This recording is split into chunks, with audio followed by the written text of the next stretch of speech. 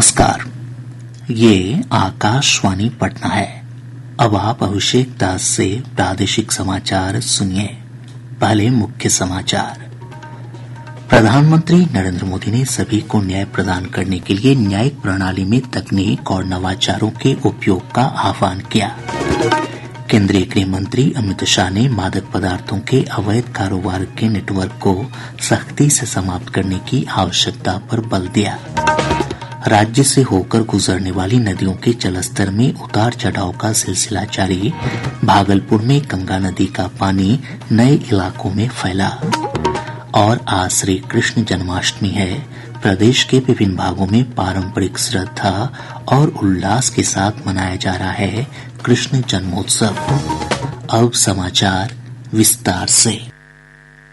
प्रधानमंत्री नरेंद्र मोदी ने कहा है कि न्याय को अधिक से अधिक सरल और स्पष्ट बनाना सभी की सामूहिक जिम्मेदारी है। उन्होंने सभी को न्याय प्रदान करने के लिए न्यायिक प्रणाली में तकनीक और नवाचारों के उपयोग का आह्वान किया। श्री मोदी जोधपुर में राजस्थान उच्च न्यायालय के प्लेटिनम जुबली समापन समारोह को संबोधित कर रहे थे। प्रधानमंत्री ने हाल ही में आपराधिक कानूनों में किए गए बदलावों का उल्लेख करते हुए कहा कि ये सुधार बहुत आवश्यक थे।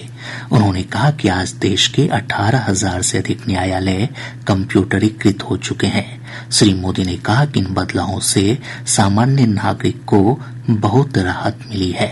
आज देश में नेशनल जुडिशियल डेटा ग्रिड से 26 करोड़ से ज्यादा मुकदमों की जानकारी एक सेंट्रलाइज्ड ऑनलाइन प्लेटफॉर्म पर जुड़ चुकी है। आज पूरे देश की 3,000 से ज्यादा कोर्ट कॉम्प्लेक्सेस और 1,200 से ज्यादा जेलें वीडियो कॉन्फ्रेंस से जुड़ गई। प्रधानमंत्री ने कहा कि विवाद निपटान की वैकल्पिक व्यवस्था न्याय को सुगम बनाने के साथ जीवन की सुगमता को बढ़ावा देगी। श्री मोदी ने कहा कि उच्च न्यायालय से लेकर सर्वोच्च न्यायालय तक न्यायपालिका ने कई बार महत्वपूर्ण विषयों पर राष्ट्र प्रथम के संकल्प को मजबूत किया है। आज देश में कम खर्चीले और त्वरित निर्णयों के लिए ऑल्टरनेटिव डिस्प्यूट मैकेनिज्म बहुत अहम रास्ता बन रहा है। वैकल्पिक डिस्प्यूट मैकेनिज्म की ये व्यवस्था देश में ईज ऑफ लिविंग के साथ ही ईज ऑफ जस्टिस को भी बढ़ावा देगी। कानूनों में बदलाव करके नए प्रावधान जोड़कर सरकार ने इस दिशा में कई कदम उठाए हैं। न्यायपालिका के सहयोग से ये व्यवस्थाएं और ज्यादा सशक्त होगी। केंद्रीय गृह मंत्री अमित शाह ने मादक पदार्थों के अवैध कारोबार के नेटवर्क को सख्ती से समाप्त करने की आवश्यकता पर बल दिया है। श्री शाह नई दिल्ली में वीडियो कॉन्फ्रेंस के माध्यम से एक कार्यक्रम को संबोधित कर रहे थे। उन्होंने कहा कि भारत की आजादी के 100वें साल तक देश को नशा मुक्त बनाने का प्रधानमंत्री नरेंद्र मोदी का संकल्प अब हर देशवासी का संकल्प बनता जा रहा है। नशा मुक्त भारत का संकल्प समृद्ध, सुरक्षित और वैभवशाली भारत के संकल्प के लिए बहुत महत्वपूर्ण संकल्प है। नारकोटिक्स केवल भारत की समस्या नहीं है, अंतर्राष्ट्रीय समस्या। अगर ये लड़ाई हम अभी शिद्दत के साथ लड़े तो ये लड़ाई हम जीत सकते हैं। भारत में नारकोटिक्स का दूषण राष्ट्रीय सुरक्षा के साथ भी जुड़ा हुआ है। हम सबकी जिम्मेदारी बनती है कि जीरो टॉलरेंस की वृत्ति के साथ हम देश को नारकोटिक्स फ्री बनाए, नशा मुक्त बनाए। राज्य से होकर गुजरने वाली अधिकांश नदियों के जलस्तर में उतार चढ़ाव का सिलसिला जारी है। केंद्रीय जल आयोग से प्राप्त जानकारी के अनुसार गंगा नदी पटना के गांधी घाट और हाथीदह में खतरे के निशान से ऊपर बनी हुई है। नदी का जलस्तर भागलपुर के कहलगांव में भी लाल निशान से ऊपर दर्ज किया गया। हमारे भागलपुर संवाददाता ने बताया कि नदी के जलस्तर में बढ़ोतरी होने से कई नए इलाके बाढ़ की चपेट में आ गए हैं। भागलपुर में गंगा नदी का जलस्तर बढ़ने से बाढ़ की स्थिति लगातार खराब होती जा रही है। पानी का दबाव बढ़ने से सबौर में NH80 पर बना डायवर्सन एक बार फिर बह गया है। इस डायवर्सन को एक दिन पहले ही ठीक कराया गया था। इसमें लगाया गया ह्यूम पाइप पानी के दबाव के कारण बाहर निकल गया, जिस कारण आवाजाही पर रोक लगा दी गई है। इधर कहलगांव पिरपैती के पौफिल दियारा में पानी नए इलाकों में फैल रहा है। वहीं इस्माइलपुर गोपालपुर में पानी का दबाव बढ़ने के चलते 14 नंबर रोड कटने का खतरा बढ़ गया है। जल संसाधन विभाग के कार्यपालक अभियंता आदित्य प्रकाश ने बताया कि गंगा नदी का जलस्तर में आज भी वृद्धि जारी रहेगी, लेकिन पानी की रफ्तार में आंशिक बढ़ोतरी ही होगी। आकाशवाणी समाचार के लिए भागलपुर से विनोद कुमार। इधर घाघरा नदी सिवान के तरौली और गंगपुर सिसवन में लाल निशान से ऊपर बनी हुई है। गंडक नदी का जलस्तर गोपालगंज के डुमरिया घाट में लाल निशान से 64 सेंटीमीटर ऊपर रिकॉर्ड किया गया। खगड़िया से हमारे संवाददाता ने बताया कि जिले से होकर गुजरने वाली बूढ़ी गंडक और कोसी नदी उफान पर है। बूढ़ी गंडक नदी का जलस्तर खगड़िया में खतरे के निशान से 4 सेंटीमीटर, जबकि कोसी नदी का जलस्तर बलतारा में खतरे के निशान से 11 सेंटीमीटर ऊपर दर्ज किया गया। नदियों के जलस्तर में बढ़ोतरी होने से परबत्ता, गोगड़ी और खगड़िया प्रखंड के दियारा के निचले इलाकों में बाढ़ का पानी फैल गया है।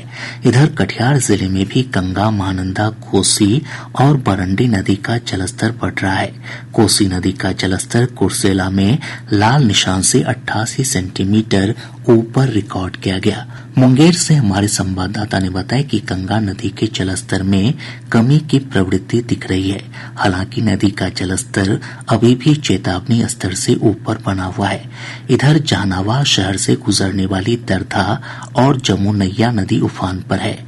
ब्यौरा हमारे संवाददाता से। नदियों का जल स्तर बढ़ने से शहर के निचले क्षेत्रों में पानी भर गया है। वहीं जाफरगंज पुल पर भी बाढ़ का पानी चढ़ गया है। प्रशासन ने पुल के दोनों ओर घेराबंदी कर दी है, जिससे किसी भी हादसे को रोका जा सके। जिलाधिकारी अलंकृता पांडे ने बताया कि तटवर्ती क्षेत्र में बसे लोगों को सुरक्षित स्थानों पर पहुंचाने के लिए व्यवस्था कर दी गई है। साथ ही बाढ़ पीड़ितों के लिए सामुदायिक किचन चलाने के भी निर्देश दे दिए गए हैं। आकाशवाणी समाचार के लिए जहानाबाद से आभास रंजन।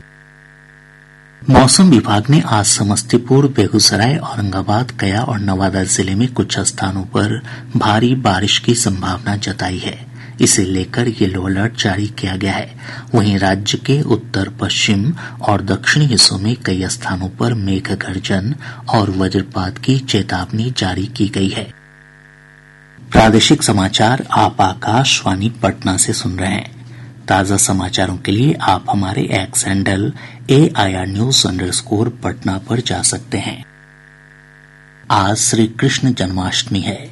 प्रदेश के विभिन्न भागों में पारंपरिक श्रद्धा और उल्लास के साथ कृष्ण जन्मोत्सव मनाया जा रहा है। राजधानी पटना स्थित इस्कॉन मंदिर समेत विभिन्न कृष्ण मंदिरों को आकर्षक ढंग से सजाया गया है। सुबह से ही मंदिरों में श्रद्धालुओं की भीड़ देखी जा रही है। रात्रि 12 बजे मंदिरों में श्री कृष्ण जन्मोत्सव का आयोजन किया जाएगा।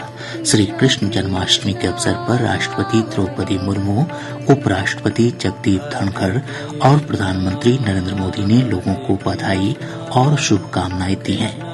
राज्यपाल राजेंद्र विश्वनाथ आर्लेकर और मुख्यमंत्री नीतीश कुमार ने भी प्रदेशवासियों को बधाई दी है। राज्यपाल ने अपने संदेश में कहा है कि श्रीमद् भगवत गीता का उपदेश जीवन प्रबंधन का महानतम दर्शन है और हमें इसका अनुसरण करने का हर संभव प्रयास करना चाहिए। मुख्यमंत्री ने अपने संदेश में कहा कि इस अवसर पर लोग श्री कृष्ण के आदर्शों और उनके कर्मयोग के उपदेश को आत्मसात करने का संकल्प लेते हैं।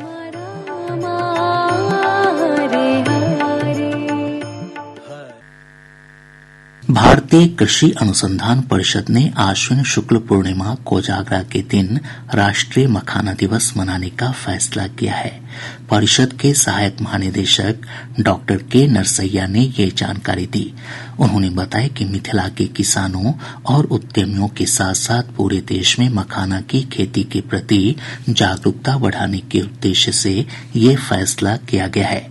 उन्होंने बताया कि दरभंगा स्थित राष्ट्रीय मखाना अनुसंधान केंद्र में 17 अक्टूबर को राष्ट्रीय सम्मेलन का आयोजन किया जाएगा।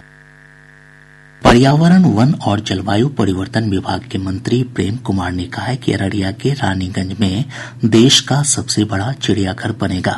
उन्होंने कहा कि नई दिल्ली स्थित केंद्रीय चिड़ियाघर प्राधिकरण की जांच टीम जल्द ही अररिया आएगी।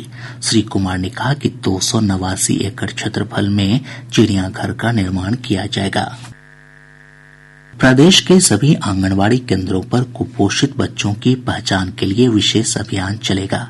आईसीडीएस के निदेशक किशोर ने बताया कि आंगनवाड़ी केंद्रों पर पोषण ट्रैकर की व्यवस्था करने के निर्देश दिए गए हैं। इसके तहत ऐसे बच्चों की पहचान की जाएगी जिनका वजन कम है।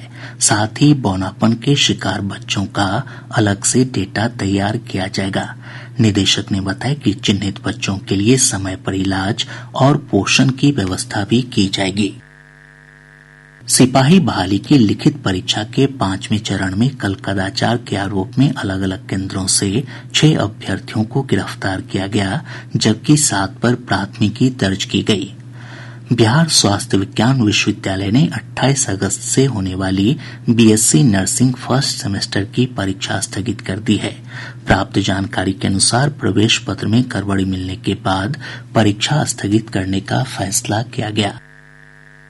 सारण जिले के जलालपुर थाना क्षेत्र अंतर्गत कोठैया गांव में शराब तस्करों के खिलाफ छापेमारी करने गई पुलिस टीम पर स्थानीय लोगों ने हमला कर दिया। इस हमले में थानाध्यक्ष समेत 6 पुलिसकर्मी घायल हो गए। इधर बक्सर के एक निजी अस्पताल में पुलिस ने छापेमारी कर शराब पीने के आरोप में 2 लोगों को गिरफ्तार किया है। दूसरी तरफ मद्य निषेध विभाग की टीम ने पटना के अलग अलग थाना क्षेत्रों में छापेमारी कर 10 लाख रुपए मूल्य की शराब के साथ 6 तस्करों को गिरफ्तार किया है। पूर्णिया जिले के केनगर थाना क्षेत्र के इस्लामपुर गांव में एक परिवार के 2 लोगों की मौत हो गई, जबकि 3 लोगों की स्थिति गंभीर है। तीनों का इलाज जीएमसीएच में चल रहा है। पुलिस ने विषाक्त भोजन खाने से मौत की आशंका जताई है। एसटीएफ की विशेष टीम ने अररिया में पिछले दिनों एक युवक की हुई हत्या के मामले में 4 अपराधियों को रानीगंज और नरपतगंज थाना क्षेत्र से गिरफ्तार किया है। वहीं पश्चिम चंपारण के जदयू के भिथा प्रखंड अध्यक्ष विभव राय की हत्या में शामिल 4 अपराधियों को पुलिस ने गिरफ्तार कर लिया है। बगहा के पुलिस अधीक्षक एसके सरोज ने बताया कि अपराधियों के पास से हत्या में प्रयुक्त हथियार भी बरामद कर लिए गए हैं। अब पटना से प्रकाशित प्रमुख समाचार पत्रों की सुर्खियां। आज के सभी समाचार पत्रों ने अलग अलग खबरों को प्रमुखता से प्रकाशित किया है। दैनिक जागरण ने प्रधानमंत्री नरेंद्र मोदी के बयान को सुर्खी बनाते हुए लिखा है, महिलाओं के विरुद्ध अपराध अक्षम्य पाप, दोषियों को छोड़ा नहीं जाना चाहिए। हिन्दुस्तान ने अपनी विशेष रिपोर्ट में लिखा है, बिहार में बिल्डरों पर रेरा का शिकंजा, तय समय पर फ्लैट नहीं सौंपा तो 20 लाख रुपए तक जुर्माना।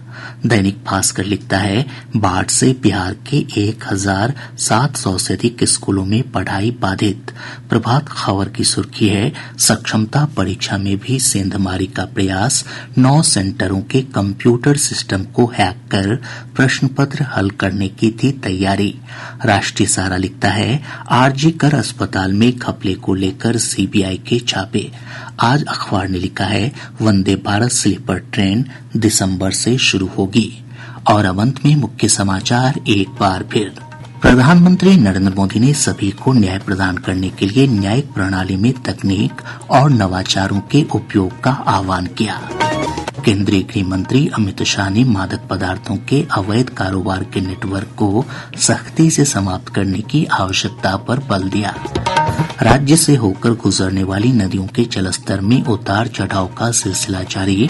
भागलपुर में गंगा नदी का पानी नए इलाकों में फैला। और आज श्री कृष्ण जन्माष्टमी है। प्रदेश के विभिन्न भागों में पारंपरिक श्रद्धा और उल्लास के साथ मनाया जा रहा है कृष्ण जन्मोत्सव। इसके साथ ही आकाशवाणी पटना से प्रसारित प्रादेशिक समाचार का ये अंक समाप्त हुआ।